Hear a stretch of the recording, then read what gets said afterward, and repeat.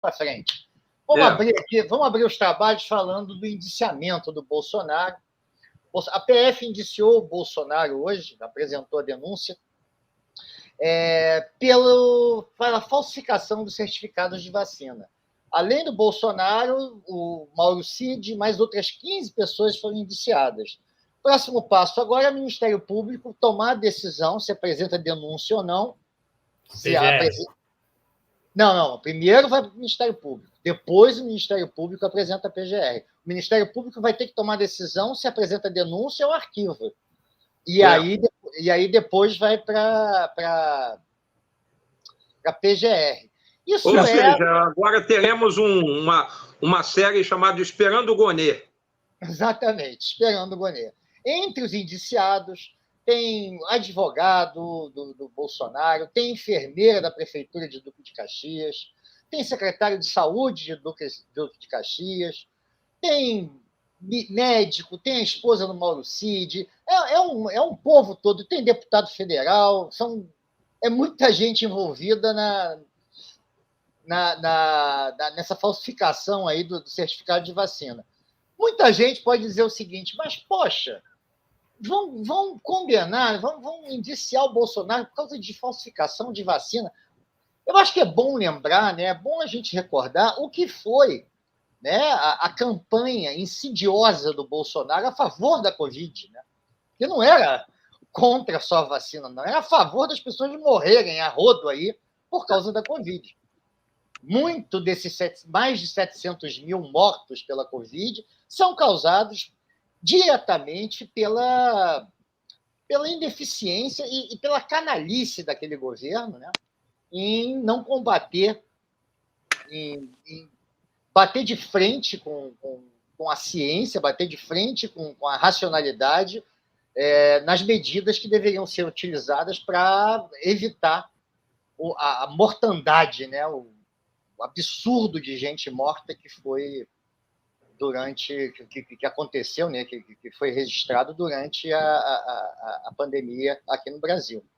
Mas nem é só isso, né, André? Porque existe uma corrente aí, uma linha de pensamento já externada por alguns analistas e uma linha de raciocínio com a qual eu concordo, é que esse episódio das vacinas ele tem uma cronologia que ela é muito casada com a cronologia do golpe, da tentativa do golpe de 8 de janeiro.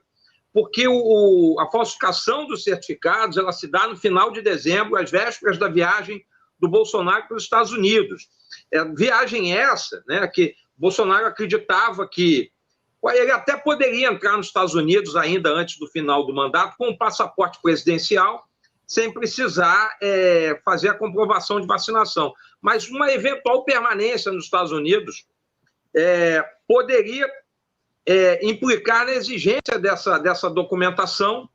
Então, ele resolve fazer isso em prol da própria dinâmica do golpe. Afinal de contas, enquanto a palhaçada acontecia aqui em 8 de janeiro, nos dias que antecederam tudo isso, ele estava lá esperando, né, ser aclamado, né, e trazido de volta pelos braços do povo, como todo bom golpista, né? Então, isso não... Ainda que pareça um indiciamento prosaico, ele está casado com a cronologia do golpe. Assim como a venda das joias também, que era para ele fazer caixa lá na permanência dele no exterior, diante de um possível bloqueio de bens, né, de contas, etc. É bom lembrar que ele transferiu R$800 mil para um banco, né? Um banco lá nos Estados Unidos, para poder ter uma rendinha, caso ele ficasse lá exilado, né? Até ver o que acontecia com o golpe. Ele podia fugir para a Itália, já que ele é descendente de italianos. Teve até um movimento para negar a cidadania italiana para ele. Sim. Mas para entrar no país, na Itália, ele precisaria do visto, né? Quer dizer, precisaria do certificado de vacina. Agora, depois da tragédia que foi a pandemia, você falou em 700, acho que estão 710 mil mortos, as últimas, ainda tem gente morrendo. Umas 500 mil mortes pode botar na conta do Bolsonaro, porque era um momento para ele dar uma de chefe da nação, de comandante militar, inclusive, dizendo que estamos em guerra contra o inimigo invisível e mobilizar todas as forças. botar hospitais de campanha das Forças Armadas para isolar as pessoas que não precisavam ir para o hospital, quer dizer, tinha muitas coisas. E o que o Bolsonaro fez? O Bolsonaro apostou na chamada imunidade de rebanho, imaginando que a paralisação da economia, que o impacto da pandemia sobre a economia ia acabar com o governo dele, né? Ia acabar com as chances de reeleição. No fundo, foi isso. Incentivou as pessoas, até como naquela reunião de condomínio, falou que as pessoas tinham que andar armadas para resistir às autoridades que estavam proibindo de sair na rua, de trabalhar, né?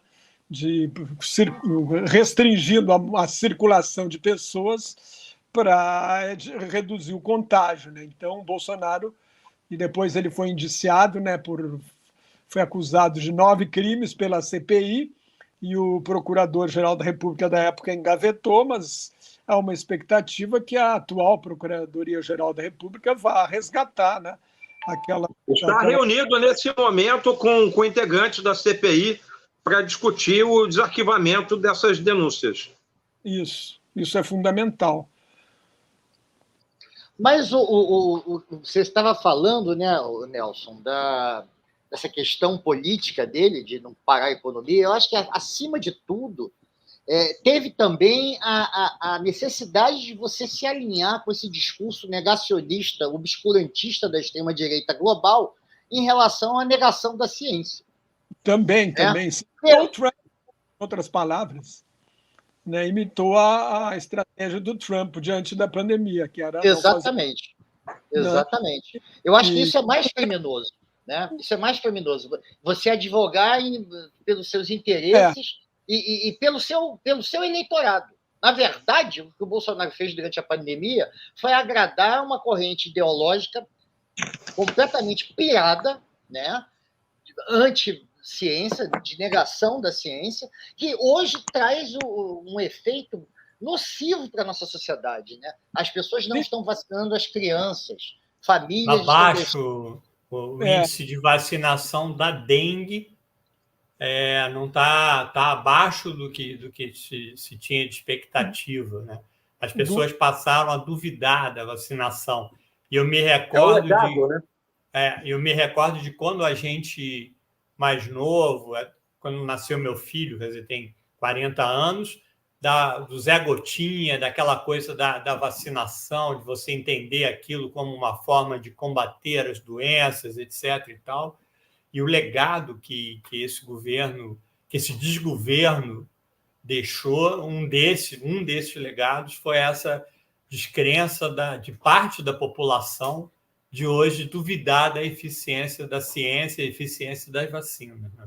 E aí ele foi diferente do Trump, né? Porque o Trump apostou na vacina, a expectativa do Trump é que tivesse uma vacina antes da eleição para ele se apresentar, né? E botou, sei lá, 10 bilhões de dólares do governo dos Estados Unidos nas pesquisas para o desenvolvimento de vacinas. Então, imitou o Trump em tudo que o Trump fez de errado, e no que o Trump acertou, ele não imitou. Ele só foi atrás da vacina quando viu que o Dória ia se beneficiar politicamente. Exatamente.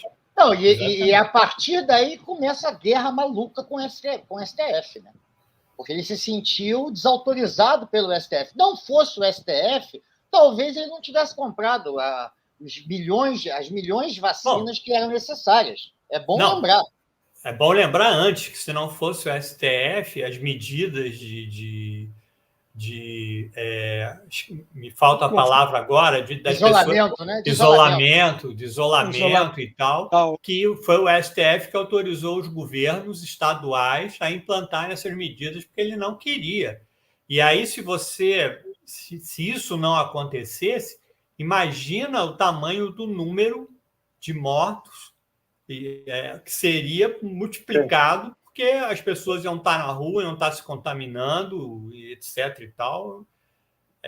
Foi uma tragédia, esse governo foi uma tragédia na história do Brasil. O STF decidiu que valeriam as medidas mais protetivas da população, Sim, independentemente do nível de governo.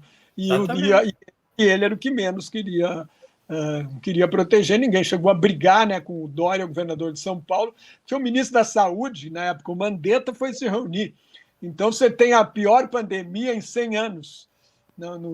E o governador do estado mais rico e mais populoso do país não pode se encontrar com o ministro da Fazenda para coordenar o combate. Quer dizer, uma coisa completamente maluca, insana. Né?